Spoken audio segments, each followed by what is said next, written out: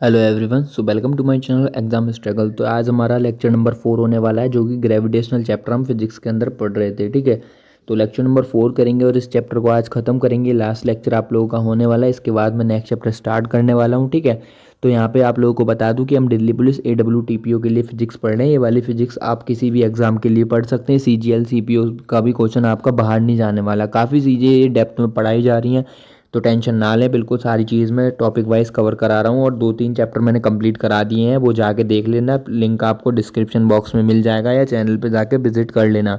तो ज़्यादा time waste नहीं करते हैं, चलो वीडियो को स्टार्ट करते हैं। तो हमारा टॉपिक होने वाला है Kepler's law of planetary motion. तो आज हम प्लानिटरी मोशन के बारे में पढ़ने वाले हैं। ठीक है, तो देखेंगे तो यार पहला इसका आता है Johannes Johannes Johannes Kepler a German astronomer propose these 3 laws described how planet move around the सन।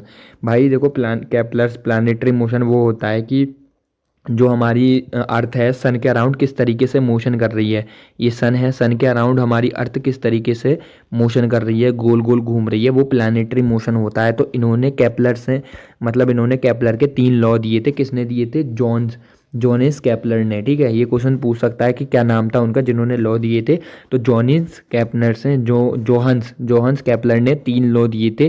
ठीक है, तीनों लॉ को मैं डिटेल में डिस्कस करने वाला हूँ। तो एक ओवरव्यू बता दिया। केपलर लॉ क्या होता है कि हमारी जो अर्थ है वो सन के अराउंड मूव करती है। अर्थ और प्लैनेट्स हो गए, जैसे मार्स वगैरह हो गए, जुपिटर, जो प्लैनेट्स है सन के अराउंड में क्या करते हैं? रिवॉल्व करते हैं। This is called the Kepler's law of planetary motion. ठीक है, तो आगे चलते हैं। उसके बाद में अब बात करते हैं, है ना। तो एक पॉइंट ये आता है इसके अंदर, these law were based on the astronomical data. ये एस्ट्रोनॉमिकल डाटा है। एस्ट्रोनॉमिकल डाटा मीन्स मतलब कि एस्ट्रोनॉमिकल डाटा जो एस्ट्रोनॉमी होते हैं ना, मतलब जैसे कि जो ग्रहों की वो करते हैं, स्टडी वगैरह करते हैं, एस्ट्रोनॉमिकल, है ना।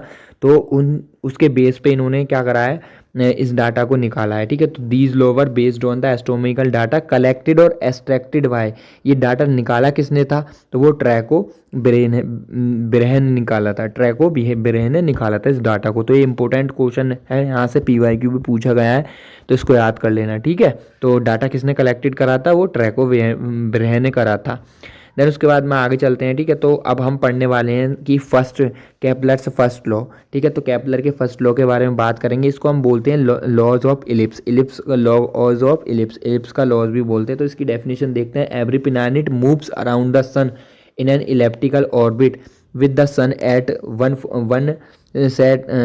One of two foci of the ellipse. ठीक है, तो जो एवरी प्लैनेट है, देखो भाई साहब, ये हमारा सन है। ठीक है, सन के अराउंड हमारे जो प्लैनेट्स वगैरह घूम रहे हैं वो किस में? इलिप्टिकल शेप में क्या कर रहे हैं? इसमें मूव कर रहे हैं।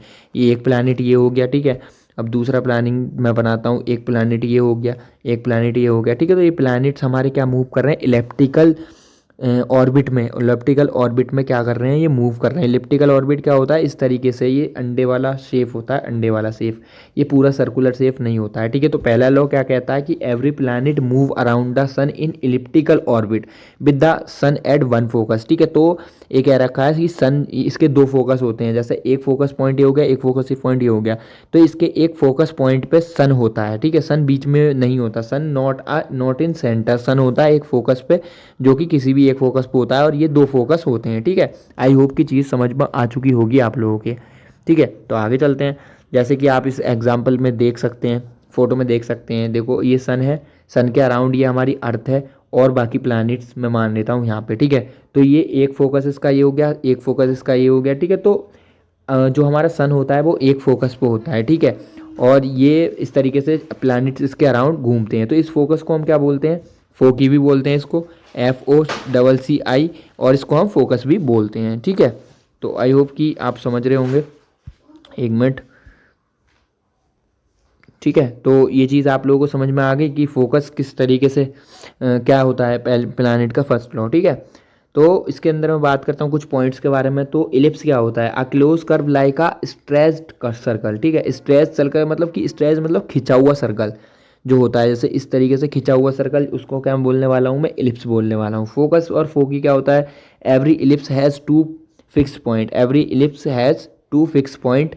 जैसे कि एक ये है, तो ये क्या होती है? इट्स कॉल्ड फोकी। ठीक है, 2 फिक्स पॉइंट। यहाँ पे सूर्य मतलब हमारा सन है, और ये हमारे जो है क्या है वो घूम रहे हैं, क्या बोलते हैं इनको, ऑर्बिट के अंदर प्लैनेट्स घूम रहे हैं, ठीक है। उसके बाद है sun is not at the centre, sun centre में नहीं होगा, सन एक साइड में होगा, बीच में सन इस तरीके से बीच में नहीं होगा, सन यहाँ पे साइड में होगा, ठीक है। तो not but at the one focus, इस वाले फोकस पे वो सन मिलेगा, ठीक है। ये चीज़ समझ में आ गई। देन उसके बाद मैं बात करता हूँ अगले पॉइंट की, द डिस्टेंस बिटवीन द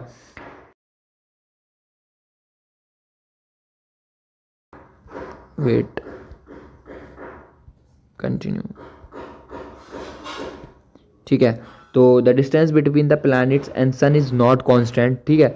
तो जो डिस्टेंस होती है बिटवीन प्लैनेट और सन के बीच में वो कांस्टेंट नहीं होती है, ठीक है। जैसे कि ये सन है हमारा, ये हमारे प्लैनेट घूम रहे हैं, ठीक है। तो एक प्लैनेट ये है, एक प्लैनेट हमारा यहाँ पे आ जाता है, तो यहाँ पे क्या होगी, डिस्टेंस छोटी होगी, यहाँ पे डिस्टेंस ज़्यादा होगी, तो कभी भी सन की और ये क्या है डिस्टेंस इक्वल नहीं होती है, ठीक है। उसके बाद मैं बात करता हूँ closest point of the to the sun is equal to the perihelions, ठीक है। तो क्लोजेस्ट पॉइंट सन के पास में ये क्लोजेस्ट पॉइंट है, यहाँ पे अगर ये क्लोजेस्ट पॉइंट पर आपका ऑर्बिट आता है, ठीक है, ठीक है। तो यहाँ पे आपका ऑर्बिट जब आता है, एक मिनट रुको यार, ठीक है, ये सन है, जब यहाँ पे ऑर्बिट आता है तो इसको बोलते हैं पेरीलियंस। और जब ऑर्बिट जो हमारा प्लैनेट, सॉरी, जो प्लैनेट जब हमारा दूर जाता है तो इसको बोलते हैं एपिलियंस, ठीक है। आई होप कि समझ में आ चुकी होंगी चीज़ें। देन अब बात करते हैं second law of Kepler's law, ठीक है। सेकंड लॉ के बारे में बात करेंगे, इसको बोलते हैं लॉ ऑफ इक्वल एरिया, ठीक है। तो इसकी डेफिनेशन हो जाएगी, a line joining a planet and the sun swept out the equal area in equal interval of time, ठीक है। तो कैसा है ये होने वाला, क्या है देखो, इसके अंदर ये हमारा इलिप्टिकल शेप बनाते हैं हम, रुको एक मिनट, ये इलिप्टिकल शेप है, ये हमारा सन है, ठीक है। तो सन के बीच में, जैसे कि आपकी सन के बीच में ये यहाँ की डिस्टेंस है और ये यहाँ की डिस्टेंस है, ठीक है। तो ये इक्वल टाइम में कवर करेगा, ये वाली डिस्टेंस भी इक्वल टाइम में कवर करेगा, ये वाली भी डिस्टेंस भी इक्वल टाइम में कवर करेगा। तो सेकंड लॉ ये कहता है कि the line joining a planet से जो लाइन ज्वाइनिंग है swept out equal area in equal time के टाइम में इक्वल एरिया कवर करेगा। जैसे यहाँ पे 3 सेंटीमीटर का, सपोज ऐसी एग्जांपल दे रहा हूँ, और यहाँ पे भी 3 सेंटीमीटर का, तो एक इक्वल एरिया हो गया और इक्वल टाइम में कंप्लीट करने वाला है, इस तरीके से, ठीक है। तो इसमें दे रखा है, क्या दे रखा है, as a planet move in its orbit the imaginary line joining with the sun sweeps area, ठीक है। फिर the area covered in 30 days near, जैसे कि मैंने बताया ना आप लोगों को कि यहाँ पे भी देखो, यहाँ पे भी इतने बीच को पार करने में 30 दिन लग रहे हैं और इसको भी पार करने में 30 दिन लग रहे हैं, क्योंकि एरिया इक्वल है तो टाइम भी यहाँ पे इक्वल लगने वाला है। तो यही दे रखा है द एरिया, ठीक है, ये दे रखा है the area covered in 30 days near perihelion. Perihelion क्या होता है, पेरीहेंस दूर पास वाला होता है, जो सन के पास में जब प्लैनेट आ जाता है, ठीक है। और एपिलियंस दूर वाला होता है, ठीक है। उसके बाद में कुछ इम्प्लीकेशंस हैं, जैसे कि planet move faster when it's closer to the sun. Perihelion जब पास में होता है, देखो सन है यहाँ पे और यहाँ पे प्लैनेट आ जाएगा आपका, ठीक है, ये प्लैनेट आएगा तो यहाँ पे क्या है, प्लैनेट फास्टर मूव करेगा। फास्टर मूव किस लिए करेगा, फास्टर मूव इसलिए करेगा क्योंकि यहाँ पे जो है ग्रेविटेशनल फोर्स ज़्यादा होगा, ठीक है। सन अपनी क्या है ना, मतलब एक तरीके से इनके तरफ में यहाँ पे अट्रैक्शन ज़्यादा होगा, ठीक है। तो दैट्स वाई ये तेज़ी से मूव इस चीज़ को करने वाला है, ठीक है। प्लैनेट्स मूव स्लोअर, और ये यहाँ पे पहुँचेगा तो ये स्लो मूव करेगा, यहाँ पे रहेगा तो ये तेज़ी से मूव करेगा, ठीक है। ये बार बार कट रहा है यार, एक मिनट। तो ये चीज़ हो जाती है आपकी, ठीक है। देन उसके बाद में बात करते हैं, ये देखो इस तरीके से, इसका एग्जाम्पल इस तरीके से हो जाएगा कि देखो यहाँ पे भी इक्वल टाइम में कंप्लीट कर रहा है, दिख नहीं रहा ना, इक्वल टाइम में कंप्लीट कर रहा है इस चीज़ को, और यहाँ पे भी ये इक्वल टाइम में कंप्लीट कर रहा है, ठीक है। तो इक्वल टाइम जब इनको लगेगा तो इक्वल एरिया वाला, तो इसको एरिया लॉ भी बोलते हैं, ठीक है। अब उसके बाद में थर्ड लॉ है, तो यार थर्ड लॉ को हम देखने वाले हैं कल नेक्स्ट लेक्चर के अंदर, ठीक है। मुझे थोड़ा काम है और बस ये जल्दी जल्दी में थोड़ी वीडियो मैंने शूट करी है, क्योंकि आप लोग बोलते बस बोल के चला गया और वीडियो नहीं आ रही, ठीक है। तो कल के लेक्चर में इसको कंप्लीट कर देंगे, आज लेक्चर नहीं है, अभी कुछ प्रॉब्लम आ गई है, मेरे को अर्जेंटली जाना पड़ रहा है, तो मिलते हैं कल के नेक्स्ट लेक्चर में। तो